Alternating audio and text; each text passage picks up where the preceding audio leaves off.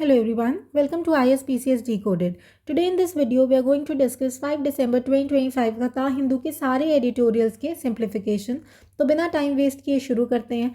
सबसे पहले पेज पर लेफ्ट हैंड साइड में एक छोटा सा आर्टिकल दिया है, एडिटोरियल दिया है, which is about the cyber crackdown and digital arrest scam. So ये इशू है क्या? सुप्रीम कोर्ट ने सीबीआई को ऑर्डर दिया कि वो पूरे इंडिया में cyber crime specially digital arrest scams की इन्वेस्टिगेशन करें। ये स्कैम 3,000 करोड़ का लॉस कर चुका है। अब ये होता क्या है digital arrest scam? Fraudster video call पर पुलिस ऑफिशियल बनकर कहते हैं कि आप क्राइम में फंसे हो, फिर विक्टिम को डराकर बोलते हैं कि पैसा ट्रांसफ़र करो वरना अरेस्ट हो जाओगे। एंड मोस्ट विक्टिम्स जो है वो सीनियर सिटीजन्स होते हैं, तो इसलिए वो इस सब चीज़ में फंस जाते हैं और कुछ कर भी नहीं पाते। सुप्रीम कोर्ट ने सीबीआई को इन्वॉल्व किया। क्यों? स्कैम स्टेट बाउंड्रीज क्रॉस करता है, नॉर्मल पुलिस हैंडल नहीं कर सकती और स्कैमस्टर्स जो है वो इंटरनेशनल नेटवर्क से जुड़े होते हैं, इसलिए सेंट्रल एजेंसी ज़रूरी हो जाती है। अब इस स्कैम का जो सपोर्ट सिस्टम है वो क्या है? Very important. ये scam mule bank accounts use करते हैं, जहाँ बैंकिंग स्टाफ भी कभी कभी हेल्प कर देता है, और कोर्ट ने बोला है कि सीबीआई उन बैंक ऑफिशियल्स को भी इन्वेस्टिगेट करे। नेक्स्ट आता है आरबीआई का रोल। सुप्रीम कोर्ट ने आरबीआई को बोला है कि एआई और मशीन लर्निंग यूज़ करो ताकि मनी का फ्लो ट्रेस हो सके। मनी मल्टीपल अकाउंट्स में घुमाया जाता है, इसलिए उसमें लेयरिंग देखने को मिलती है। नेक्स्ट आता है ऑनलाइन प्लेटफॉर्म्स का रोल। कोर्ट ने ऑनलाइन इंटरमीडियरीज को आईटी रूल 2021 के अंडर सीबीआई के साथ कोऑपरेट करने का ऑर्डर दिया है। So what is the bigger global picture और the global problem? Cyber fraud सिर्फ इंडिया में नहीं हो रहा है, ये ट्रांसनेशनल क्राइम है। साउथ ईस्ट एशिया में स्कैम सेंटर्स चल रहे हैं जहां लोगों को ट्रैफिक करके उनसे ज़बरदस्ती फ्रॉड करवाया जाता है। ये मॉडर्न स्लेवरी जैसा कुछ है, वैसा ही कुछ समझ लीजिए। नेक्स्ट आता है म्यांमार कनेक्शन। अब म्यांमार का क्या कनेक्शन है? म्यांमार में इलीगल जुंता गवर्नमेंट ये स्कैम सेंटर्स टैक्स करके प्रॉफिट कमा रही है। इंडिया को एशियान और यूएन के साथ मिलकर सैंक्शंस और प्रेशर डालना होगा। Next, what are the domestic challenges? India में लोगों में साइबर अवेयरनेस बहुत कम है, स्टेट पुलिस की डिजिटल कैपेबिलिटी भी वीक है। So what is the learning from this entire editorial? क्या सीखने को मिलता है? क्रक्स क्या है? साइबर क्राइम ये कहता है कि साइबर क्राइम टेक्नोलॉजी क्राइम और फॉरेन नेटवर्क्स का मिक्स है। इसको सिर्फ पुलिसिंग से नहीं रोका जा सकता, ग्लोबल डिप्लोमेसी, डिजिटल लिटरेसी और फाइनेंशियल रेगुलेशन भी बहुत ज़रूरी है। जब भी हम किसी प्रॉब्लम की बात करते हैं, जैसे कि यहाँ पे डिजिटल अरेस्ट का स्कैम है, तो हमारा दूसरा स्टेप यही होता है कि इसके सोल्यूशंस क्या हैं, बिकॉज एज एन एडमिनिस्ट्रेटर आपको प्रॉब्लम नहीं बतानी है, आपको सोल्यूशंस बताने हैं। सो पहला सोल्यूशन होगा सेंट्रलाइज्ड एनफोर्समेंट, यानी कि CBI led national task force. Next, banking clean up, mule accounts को ब्लॉक करना, स्ट्रिक्ट केवाईसी, स्टाफ ट्रेनिंग कराना, एआई बेस्ड मॉनिटरिंग। आरबीआई और बैंक्स को real time fraud detection systems लगाने चाहिए। इंटरनेशनल डिप्लोमेसी, एशियान और यूएन के थ्रू म्यांमार स्कैम सेंटर्स पर सैंक्शंस, पब्लिक अवेयरनेस, हर स्टेट को large scale cyber awareness campaign launch करना चाहिए। And lastly, police upgradation, state police को साइबर लैब्स, फॉरेंसिक टूल्स और ट्रेनिंग प्रोवाइड करना चाहिए। नेक्स्ट, उसी के राइट हैंड साइड में एक आर्टिकल आता है which is about the new Delhi relative isolation and India tried with terror. ये किस बारे में बात करता है और ये कैसे जुड़ा हुआ है अभी हमारे रिसेंट जो रेड फोर्ट में केस हुआ था, बॉम्ब ब्लास्टिंग हुई थी, उससे? चलिए देखते हैं। सबसे पहला सवाल आता है कि इंडिया का मूवमेंट ऑफ रेकनिंग क्या है। इंडिया आज ग्लोबल पॉलिटिक्स में थोड़ा साइडलाइन लग रहा है। West Asia, Europe, Indo Pacific जैसी जगहों पर इंडिया ज़्यादा एक्टिव रोल नहीं ले रहा। इंडिया की जो ट्रेडिशनल डिप्लोमेटिक स्ट्रेंथ है अब वीक दिख रही है, विच अफेक्ट द इंडिया का ग्लोबल इमेज। नेक्स्ट आता है हमारा कि साउथ एशिया टर्मोइल क्या है और इंडिया आइसोलेटेड क्यों लग रहा है। अफगानिस्तान, नेपाल, मालदीव्स, म्यांमार सब जगह पॉलिटिकल इंस्टेबिलिटी चल रही है।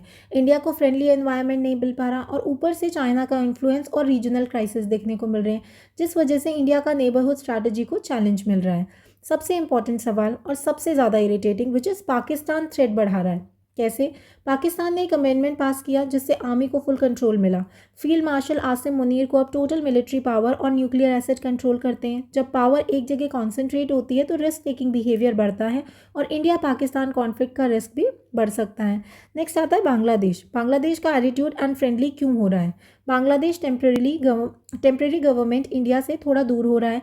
पाकिस्तान के साथ उनके टाइज इंप्रूव हो रहे हैं। पाकिस्तान नेवी का शिप बांग्लादेश जाना भी एक सिंबॉलिक कंसर्न है। बे ऑफ बंगाल रीजन में पाकिस्तान का प्रेजेंस इंडिया के स्ट्रैटेजिक इंटरेस्ट को चैलेंज करता है।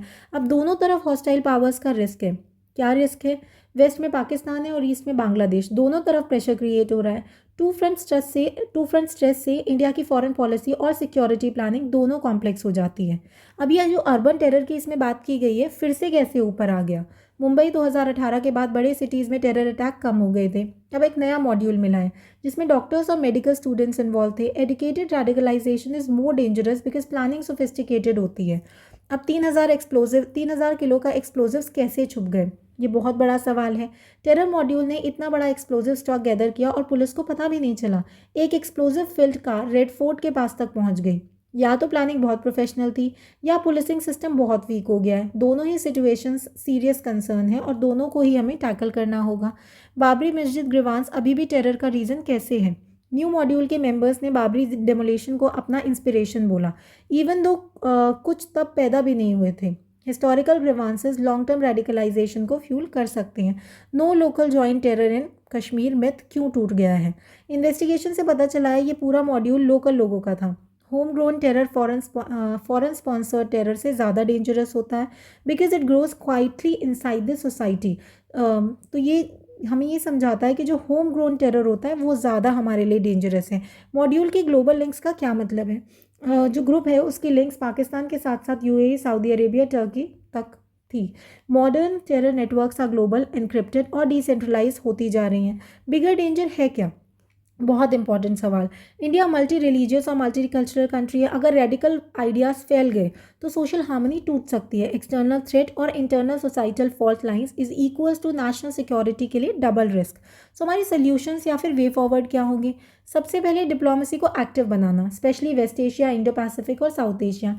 नेबरहुड टाइज स्ट्रेंथन करना, इंटेलिजेंस और साइबर कैपेबिलिटीज़ मॉडर्नाइज करना, counter radicalisation programmes schools colleges में चलाना क्योंकि वहाँ पर ये बहुत डेंजरस है। कम्युनिटी हार्मनी और इंक्लूसिव डायलॉग प्रमोट करना, मेट्रोपॉलिटन पुलिसिंग और इंटर स्टेट कोऑर्डिनेशन इंप्रूव करना, यूथ एंगेजमेंट, काउंसलिंग और एम्प्लॉयमेंट सपोर्ट बढ़ाना और international counter terror cooperation strengthen करना। नीचे एक और आर्टिकल दिया है लेफ्ट हैंड साइड में छोटा सा, which talks about freeze and thaw parliament session. ये पार्लियामेंट सेशन के ऊपर है, हमारे पेपर 2 के लिए इंपॉर्टेंट है। सो पार्लियामेंट सेशन कौन सा? Winter session. शॉर्ट क्यों है? विंटर सेशन 1 दिसंबर से स्टार्ट हुआ है और सिर्फ 19 डेज चलेगा, 15 सिटिंग्स के साथ। ऑपोजिशन कहती है कि बहुत छोटा सेशन है इसलिए इंपॉर्टेंट डिस्कशंस कम हो गए। पीएम ने क्या कहा पार्लियामेंट के रोल पर? पीएम मोदी ने बोला है कि पार्लियामेंट को ड्रामा या शो बना के यूज़ नहीं करना चाहिए। यहाँ सीरियस काम होता है, लॉज, डिबेट्स और नेशनल इश्यूज़। ऑपोजिशन की क्या कंप्लेन है? राहुल गांधी ने कहा है कि उन्हें फॉरेन लीडर्स के साथ ऑफिशियल मीटिंग्स में इंक्लूड नहीं किया जाता, जो पुरानी ट्रेडिशन के अगेंस्ट है। इससे उन्हें लगता है कि उनका रोल इग्नोर हो रहा है। गवर्नमेंट ऑपोजिशन रिलेशन कैसा चल रहा है? दोनों के बीच टेंशन अभी भी काफ़ी हाई है, लेकिन Rajya Sabha chairman vice president CP Radhakrishnan थोड़ी कामनेस लाने की कोशिश कर रहे हैं। नेक्स्ट हमारा जो क्वेश्चन है वो आता है कि कौन से जो बिल्स हैं वो डिस्कस होंगे। गवर्नमेंट का लेजिस्लेटिव एजेंडा क्या है? गवर्नमेंट ने काफ़ी इंपॉर्टेंट बिल्स लिस्ट बनाए हैं, टोटल 14 हैं। कुछ मेजर बिल्स कौन से हैं? जैसे कि Jan Vishwas bill, criminal justice system easy और सिंपल बनाने का एम है। Higher education commission bill 2025, national highways amendment bill, atomic energy bill, arbitration and conciliation bill, health security से national security cess bill, tobacco products पर चल रहा बेसिकली रीपैकेज्ड फॉर्म में। सो ऐसे कुछ 14 इंपॉर्टेंट बिल्स हैं जो डिस्कस किए जाएंगे। एजुकेशन बिल पर कॉन्फ्लिक्ट क्यों हो सकता है? कुछ स्टेट को लगता है कि सेंटर एजुकेशन पर यूनिलेटरल डिसीजन यानी कि अपने आप अपनी मर्जी से स्टेट को बिना इन्वॉल्व किए डिसीजन ले रहा है। हायर एजुकेशन एक शेयर्ड रिस्पॉन्सिबिलिटी होती है, इसलिए स्टेट गवर्नमेंट्स इस पर डिबेट करेंगी पक्का। नेक्स्ट इलेक्टोरल रिफॉर्म्स डिस्कशन क्या कवर करेगा? दोनों हाउसेस इलेक्टोरल रिफॉर्म्स पर मोशन डिस्कस करेंगे। बैकग्राउंड है SIR of the electoral rolls, जो कि हमने बिहार में देखा था अभी। रूलिंग पार्टी एक सिंक्रोनाइज नेशनल इलेक्शन शेड्यूल चाहती है। ऑपोजिशन इलेक्ट्रल रोल्स में गलतियां और मिसयूज़ पर कंसर्न रेज करेगा। वंदे मातरम पर हम डिस्कशन क्यों कर रहे हैं? वंदे मातरम की कॉम्पोजिशन के 150 साल कंप्लीट हो रहे हैं, इसलिए नेशनल सॉन्ग पर एक सिंबॉलिक डिबेट रखी गई है। ये सिंबॉलिक है बट इंपॉर्टेंट है। हो सकता है पूछा जाए, कभी भी किसी के 50 साल, 100 साल, 150 साल होते हैं तो उससे रिलेटेड प्रीलिम्स में क्वेश्चन आ जाता है ना। ऑपोजिशन और क्या इश्यूज रेज करेगा? Opposition wants debates on the Delhi blast के बाद national security, farmers issues, trade talks से जुड़ी problems, price rise, air pollution, federal agencies का misuse against the political opponents. ना सेशन का रियल पर्पस क्या होना चाहिए? इस शॉर्ट सेशन को दोनों साइड एक अपॉर्चुनिटी की तरह यूज़ करें ताकि मिसअंडरस्टैंडिंग्स कम हो, गवर्नेंस इश्यूज क्लियर हों और पार्लियामेंट का डिग्निटी मेंटेन रहे। ना सोल्यूशंस क्या होंगे? जैसे कि हमने देखा कि क्या प्रॉब्लम्स हैं, तो सोल्यूशन क्या होंगे? सोल्यूशन होगा कि पार्लियामेंट का सेशन प्रोडक्टिव बनाने के लिए गवर्नमेंट और ऑपोजिशन दोनों को कन्फ्रंटेशनल टोन अवॉइड करना चाहिए। बिल्स को फास्ट पास करने के बजाय डिस्कशन बेस्ड अप्रोच अडॉप्ट होनी चाहिए। इलेक्टोरल रिफॉर्म्स पर कंसेंसस बिल्ड करना ज़रूरी है। National security, farmers issues, price rise जैसे टॉपिक्स पर ट्रांसपेरेंट डिबेट्स होना चाहिए। पार्लियामेंट्री ट्रेडिशंस जैसे कि ऑपोजिशन को डिप्लोमेटिक इवेंट्स में इंक्लूड करना, रिस्टोर करना चाहिए ताकि ट्रस्ट रीबिल्ड हो। This is a very important editorial, छोटा सा ही है। देन नेक्स्ट एडिटोरियल आता है world soil day, healthy soils for healthy cities. So world soil day क्या होता है? 5 दिसंबर को हम वर्ल्ड सॉइल डे सेलिब्रेट करते हैं। ये हमें याद दिलाता है कि मिट्टी एक साइलेंट हीरो है। बिना मिट्टी के फूड, लाइफ, ग्रीनरी कुछ भी पॉसिबल नहीं है। 2025 का थीम क्या है? Theme is very important, direct question आता है। थीम है healthy soils for healthy cities.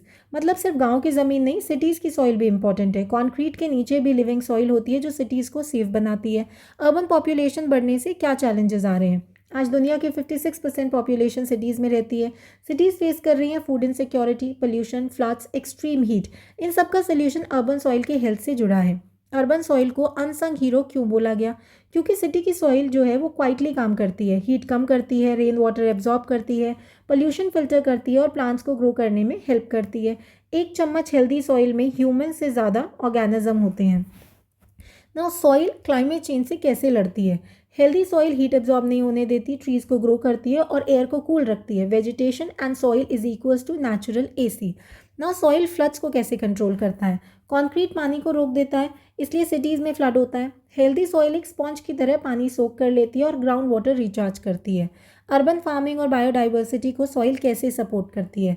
Rooftop gardens, balcony plants, community garden सब फर्टाइल सॉइल पर डिपेंड होते हैं। सॉइल के अंदर इंसेक्ट्स, वर्म्स, माइक्रोब्स होते हैं जो पूरी फूड चेन बनाते हैं। ना मेंटल हेल्थ पर सॉइल का क्या इम्पैक्ट है? पार्क, ग्रीनरी, गार्डनिंग, इन सब का कॉन्टैक्ट है वो स्ट्रेस, एंजाइटी और डिप्रेशन रिड्यूस करता है। साइंटिस्ट इसको विटामिन एन यानी कि विटामिन नेचर कहते हैं। अर्बन सॉइल जो है वो डिग्रेड क्यों हो रही है? सिटीज़ की सॉइल को सबसे ज़्यादा डैमेज होता है। इंडस्ट्रियल वेस्ट से कंटामिनेशन, कंस्ट्रक्शन से soil compaction, organic matter loss होता है, कंक्रीट से सॉइल सीलिंग होती है यानी कि ऑक्सीजन नहीं जाता और सॉइल मर जाता है। इससे प्लांट ग्रो नहीं कर पाते और फ्लड्स और हीट आइलैंड इफेक्ट्स बढ़ते हैं। ना कैंपेन का पर्पस क्या है? लोगों को बताना कि सॉइल एक लिविंग रिसोर्स है और सिटीज़ को हेल्दी बनाने के लिए सॉइल प्रोटेक्शन सबसे बेसिक स्टेप है। अर्बन सॉइल इंप्रूव करने के की एक्शंस क्या हो सकते हैं? Cities should do certain things. क्या क्या? सॉइल रिस्टोर करो, कंपोस्ट, टेस्टिंग, ऑर्गेनिक मैटर, ज़्यादा ग्रीन स्पेसेस बनाओ, parks, rain gardens, tree belts. Urban farming promote करो, बैल्कनी से रूफटॉप तक। केमिकल फर्टिलाइजर्स एंड पेस्टिसाइड्स कम यूज़ करो। स्कूल में सॉइल अवेयरनेस वर्कशॉप्स हों, घरों में कंपोस्टिंग वाइड स्प्रेड हो। सो फाइनल मैसेजेस एडिटोरियल का है क्या? ये कहता है कि एक स्ट्रॉन्ग सिटी सिर्फ कंक्रीट और बिल्डिंग से नहीं बनती, हेल्दी लिविंग सॉइल से भी बनती है। City is safe, cool, green तब बनेगी जब सॉइल को रिस्पेक्ट और केयर मिलेगी। सो what is the way forward? Cities को सॉइल फर्स्ट प्लानिंग अडॉप्ट करना होगा जिसमें कंस्ट्रक्शन से पहले सॉइल हेल्थ असेस हो। ग्रीन इंफ्रास्ट्रक्चर जैसे कि रेन गार्डन्स, परमिएबल पाथवेज बनाया जाए। इंडस्ट्रियल पोल्यूशन स्ट्रिक्टली कंट्रोल हो। कम्युनिटी कंपोस्टिंग एक्सपैंड की जाए यानी कि बढ़ाई जाए और सिटीजन्स को सॉइल लिटरेसी सिखाई जाए। सॉइल को इंफ्रास्ट्रक्चर की तरह ट्रीट करना होगा। बिना हेल्दी सॉइल की climate resilience, food security, flood control और अर्बन वेलबींग इम्पॉसिबल हो जाती है। नेक्स्ट हमारा एडिटोरियल आता है that do we need to change how cities are governed in India. एक बहुत ही इंपॉर्टेंट सवाल, इंडिया के सिटीज़ में मेयर का रोल इनविजिबल क्यों है? इंडिया हिस्टोरिकली रूरल कंट्री था, इसलिए सिटीज़ पॉलिसी मेकिंग का जो मेन फोकस में नहीं था। आज city decisions mostly chief minister के ऑफिस से होते हैं, मेयर के ऑफिस से नहीं होते। पहले यानी कि 1960s तक मेयर्स विजिबल होते थे, पर अब सिस्टम स्टेट असेंबलीज के अराउंड ऑर्गेनाइज्ड हो गया है। हिस्ट्री क्या है? क्या म्यूनिसिपैलिटीज़ पहले पावरफुल थी? Madras municipality 17th century, south Asia का ओल्डेस्ट है। ब्रिटिश टाइम में प्रेसिडेंसी टाउन्स की म्यूनिसिपैलिटीज़ काफ़ी एम्पावर्ड थे, पर 73rd और 74th अमेंडमेंट्स के बाद भी म्यूनिसिपैलिटीज स्ट्रॉन्ग नहीं हो पाए। क्यों? क्योंकि रिफॉर्म्स लोगों की डिमांड से नहीं आए, टॉप डाउन आए। पीपल की डिमांड क्यों इंपॉर्टेंट है? जब सिटीजन्स डिमांड नहीं करते तो लोकल गवर्नमेंट्स इग्नोर हो जाते हैं। बेंगलुरु में 4-5 साल से सिविक इलेक्शंस ही नहीं हुए हैं और लोगों को फ़र्क ही नहीं पड़ता। जब लोग ही स्ट्रेंथन नहीं चाहते तो पॉलिटिकल सिस्टम भी प्रायोरिटी नहीं देता। ना सिटी गवर्नेंस इंप्रूव कैसे हो सकती है? गवर्नेंस तभी इंप्रूव होगी जब लोग एक्टिवली डिमांड करें कि म्यूनिसिपैलिटी स्ट्रांग हो। Urban citizens often confuse governance levels. कुछ लोग पीएम से सिटी इशूज सॉल्व करने की रिक्वेस्ट करते हैं, जो सिविक्स नॉलेज की कमी दिखाता है। सो क्या प्रॉब्लम मेयर के पावरलेस होने की है? इसके पीछे की प्रॉब्लम क्या है? रियल प्रॉब्लम मेयर का पावरलेस होना नहीं है, चीफ मिनिस्टर का ओवर पावरफुल होना है। एमएलएज और एमपीज म्यूनिसिपल बॉडीज़ के एक्स ऑफिशियो मेंबर्स होते हैं। इसलिए कॉर्पोरेटर्स और मेयर्स उनके नीचे काम करते हैं। म्यूनिसिपैलिटीज़ के पास खुद का रेवेन्यू और काम की पावर्स दोनों बहुत लिमिटेड होती है, बहुत कम होती है। क्या 74th अमेंडमेंट ने सिटी गवर्नेंस फिक्स किया? 74th अमेंडमेंट से म्यूनिसिपैलिटीज़ कॉन्स्टिट्यूशनल स्टेटस तो मिल गया, पर रियल पावर नहीं मिली। पॉलिटिकल रियलिटी को इग्नोर कर दिया गया और स्टेट गवर्नमेंट्स ने कंट्रोल छोड़ा ही नहीं। फाइनेंशियल पावर के बिना सिटीज़ जो है वो कैसे रन होती हैं? म्यूनिसिपैलिटीज़ के वार्ड ऑफिसेज को बेसिक काम के लिए भी फंड्स मिलने में प्रॉब्लम होती है। 1980s में हैदराबाद और बॉम्बे जैसे सिटीज़ में वार्ड लेवल को पैसा दिया जाता था, तब लोकल डिसीजन स्ट्रॉन्ग थे। आज फाइनेंस मोस्टली स्टेट के कंट्रोल में है। नेक्स्ट, सिटीज़ को डिवाइड या मर्ज करना फ़ायदा देता है। बेंगलुरु को 5 कॉरपोरेशंस में बांटा गया और हैदराबाद में बॉडीज़ को मर्ज करना, ये मोस्टली पॉलिटिकल मूव्स होते हैं। रियल पर्पस इलेक्शन को डिले करना होता है। स्ट्रक्चर चेंज से प्रॉब्लम सॉल्व नहीं होती, पावर फिर भी चीफ मिनिस्टर के पास ही रहती है। दिल्ली का गवर्नेंस मॉडल क्यों प्रॉब्लमैटिक है? तो दिल्ली के गवर्नेंस मॉडल में ऐसा क्या है? दिल्ली में स्टेट गवर्नमेंट, म्यूनिसिपल कॉर्पोरेशन और यूनियन गवर्नमेंट के ओवरलैपिंग पावर्स हैं। सीएम भी एक तरह से मेयर जैसा रोल होल्ड कर सकता था, पर मल्टीपल पावर सेंटर्स क्रिएट होने से गवर्नेंस कंफ्यूजिंग और वीक बन गया। कोर्ट केसेस और पॉलिटिकल फाइट्स ने सिस्टम को और क्लटर्ड कर दिया। रियल प्रॉब्लम है क्या? सिटीज़ का सिस्टम इसलिए वीक है क्योंकि क्लियर रिस्पॉन्सिबिलिटी नहीं है। सीएम ऑफिस और आईएएस ऑफिसर्स एक्चुअल कंट्रोल रखते हैं। जब तक पॉलिटिकल पावर डिसेंट्रलाइज नहीं होती, मेयर या म्यूनिसिपल सिस्टम एक्टिव नहीं हो सकता। सो what can be the solutions? India को सिटी गवर्नेंस इंप्रूव करने के लिए म्यूनिसिपैलिटीज़ को फिस्कल ऑटोनॉमी देनी चाहिए। Local taxes, grants, direct funding. Mayor के रोल और टेन्योर को फिक्स्ड और एम्पावर्ड बनाना चाहिए। स्टेट गवर्नमेंट्स का एक्सेसिव कंट्रोल रिड्यूस करना होगा। Clear divisions of power define करना होगा। कौन रोड बनाएगा, कौन वाटर सप्लाई हैंडल करेगा, कौन प्लानिंग करेगा। सिटीजन डिमांड स्ट्रेंथन करना इंपॉर्टेंट है। लोगों को सिटी गवर्नेंस के राइट्स और रिस्पॉन्सिबिलिटीज़ का अवेयरनेस मिलना चाहिए। City level participation, ward committees, civic forums activate होने चाहिए। बॉटम लाइन यही है कि जब तक पॉलिटिकल डिसेंट्रलाइजेशन नहीं होगा, तब तक सिटीज़ एफिशिएंटली गवर्न नहीं हो सकती। Next and very important editorial, which is celebrating fisher women without hearing their voices. So event था क्या? 5 नवंबर को मुंबई के बांद्रा खारदांदा में इंटरनेशनल फिशर वुमेंस डे पहली बार सेलिब्रेट किया गया। इसका एम था फिशर वुमेन के काम और स्ट्रगल्स को हाईलाइट करना। सो इवेंट का थीम क्या था? थीम था एवरी वेव कैरीज हर लेबर, एवरी शोर हर क्लेम। मतलब हर लहर में उनका हार्डवर्क छिपा है, पर उन्हें रिकग्निशन नहीं मिलता। अटेंडेंस और मीडिया रिस्पॉन्स कैसा था? इवेंट को ज़्यादा पब्लिसिटी नहीं मिली, सिर्फ 2 विमेन जर्नलिस्ट आए। लोगों को लगा शायद कोई बिग स्टोरी नहीं होगी। ये भी दिखाता है कि फिशर विमेन के इश्यूज़ को सीरियस स्पेस नहीं मिलता। फिशर विमेन का एक्चुअल कंट्रीब्यूशन है क्या? दुनिया के फिशरीज वर्कफोर्स का करीब आधा हिस्सा विमेन का है। इंडिया में फिशर विमेन 44% पॉपुलेशन है, 1.24 करोड़ से ज़्यादा वर्कफोर्स। ये fish cleaning, drawing, salting, seaweed farming, near शोर फिशिंग, इंडस्ट्रियल प्रोसेसिंग सब करती हैं, पर उनकी इनकम और रिकग्निशन काम के हिसाब से बहुत ज़्यादा कम है। स्टेज पर जेंडर इम्बैलेंस कैसा था? स्टेज पर 16 लोग थे, पर सिर्फ 4 विमेन, और उनमें से सिर्फ एक विमेन ने ओपनली फिशर विमेन की डेली स्ट्रगल्स बताई, जैसे कि abuse, long working hours, market domination by men, land grabbing threats. Audience का रिएक्शन कैसा था? विमेन ऑडियंस ने उस स्पीकर को स्ट्रांगली सपोर्ट किया, क्लैप्स, चीयर्स, नॉड्स। उन्हें लगा कि फाइनली कोई उनकी रियल बात बोल रहा है। बाकी विमेन स्पीकर्स ने क्या कहा? उन्होंने सिटीज़ में फिशिंग कम्युनिटीज़ की मार्जिनलाइजेशन की बात की। कोस्टल एरियाज़ को प्राइम प्रॉपर्टी ट्रीट किया जा रहा है और फिशिंग फैमिलीज़ को पुश आउट किया जा रहा है। मेल लीडर्स ने क्या कहा? उन्होंने सिर्फ अपनी पॉलिटिकल स्ट्रगल्स और अचीवमेंट्स डिस्कस की। फिशर विमेन के इश्यूज़ उन्होंने बिल्कुल हाईलाइट नहीं किए। ऑफ स्टेज उन्होंने विमेन को फेलिसिटेट तो किया, पर उनकी बात सुनने या उनको वॉइस देने का अटेम्प्ट नहीं हुआ। फीमेल ऑर्गेनाइज़र की फीलिंग क्या थी? वही ऑर्गेनाइज़र जो सालों से फिशर विमेन के राइट्स के लिए लड़ रही है, उन्होंने कहा कि पेट्रियार्की अभी भी स्ट्रॉन्ग है। विमेन की लीडरशिप को सपोर्ट ही नहीं मिलता। वो खुद भी स्टेज पर ओपनली बोलने से डर रही थी। कोर इशू क्या निकला इस पर, यानी कि इसका क्रक्स क्या है? That even women focused events में भी विमेन की आवाज़ दब जाती है। पेट्रियार्की, अनइक्वल रिप्रेजेंटेशन और मेल डोमिनेंस डीपली रूटेड है। So what can be the solutions? Fisher women को डिसीजन मेकिंग बॉडीज़ में रिजर्व सीट्स मिलनी चाहिए, जैसे कि cooperatives, committees, municipal fishery boards. Events और ऑर्गेनाइजेशंस में मिनिमम विमेन स्पीकर्स रूल लगना चाहिए। फिशिंग मार्केट्स में हरासमेंट रोकने के लिए लीगल प्रोटेक्शन और ग्रीवांस सेल्स बनने चाहिए। फिशर विमेन के काम को ऑफिशियली डेटा, स्कीम्स और सब्सिडीज़ में क्लियरली रिकग्नाइज किया जाना चाहिए। कोस्टल लैंड पॉलिसीज़ में विमेन लैंड राइट्स इंश्योर होने चाहिए। सो बॉटम लाइन यही है कि रिप्रेजेंटेशन बिना एम्पावरमेंट इम्पॉसिबल है। फिशर वीमेन को सेलिब्रेट करना काफ़ी नहीं, उनकी आवाज़ सुननी और उन्हें पावर देनी ज़रूरी है। और इसी के साथ हमारे सारे एडिटोरियल्स फिनिश हो चुके हैं। हम डेली जो है द हिंदू के सारे एडिटोरियल्स को डिस्कस करते हैं। अगर आपका मन ना करे या आपका मन करे तो जो एडिटोरियल आप सुनना चाहते हैं वही सुने, जो नहीं सुनना चाहते उसे स्किप कर दो। बट 5-10 मिनट सुनने में इतनी कोई प्रॉब्लम भी नहीं है, बिकॉज आपका एनालिटिकल जो एनालिसिस है वो बेटर होगा।